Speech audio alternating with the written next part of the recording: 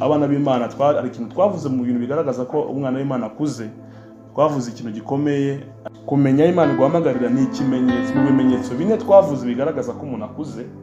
Ako nako twarakavuze. Apo ari yuko agaragaza indangagaciro nzima, agaragaza n'ikindi kintu cyo kumenya Imana guhamagarira. Mutandukanye kumenya Imana guhamagarira no gutegurwa aho Imana guhamagarira. Icyo ni ikimenyetso kigaragaza ati uyu mwana arimo arakura. Nk'uko umuntu ushobora kubona ubwanwa ku mwana atangiye kuzana ubwanwa, urabona ati ijwi ritangiye guhinduka, ariko ntabwo tuvuga ngo ejo mu gitondo ararongora. Ni ibimenyetso. Umwana w'umukobwa w'imyaka 14 atangiye kujya muri bya bihe by'abantu bakuze ko turajyana, ariko ntabwo ahita uvuga ngo uyu mwana hagati amurongoza. Uvuga ngo abarimo ibimenyetso bigaragaza ko wa mwana arimo gukura neza. Rero no kumenya Imana guhamagarira ni ikimenyetso muri bimwe bigaragaza ko uri muri voie nziza, komerezaho ntucike intege.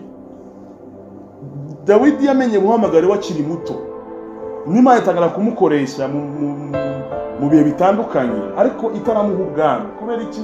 Yagomba gucya muri phase ya preparation. Niyo mpamvu muri LGC nyuma y'iyi ntambwe ya kabiri turiho, tuvuye mu mavalere y'amezi 3, turi mu ntambwe ya kabiri y'amezi 2 ya identification, tuzinjira mu mezi 6 ya preparation.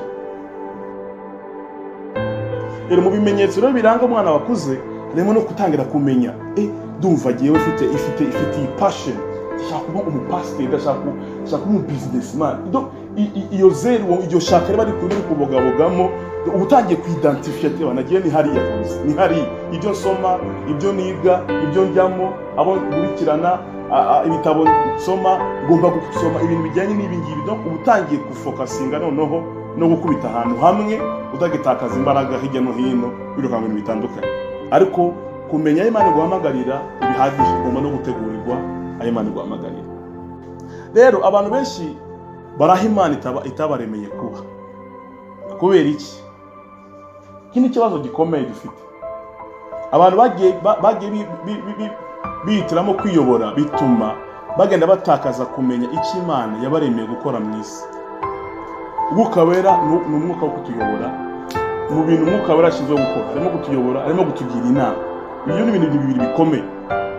Amen. Ariko uyu munsi dufite abajyanama bandi, isi tugira inama, isi katuyobora, amarangamutima yacu akatuyobora, abantu bagenda batakaza ntibamenye aho Imana yabahamagariye ko 75% bari mu isi bakora ibyo bataremewe gukora. 75%.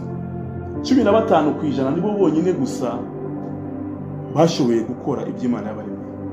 Bantu iyi ni crise ikomeye, abantu ntabwo bazi aho Imana yabahamagariye.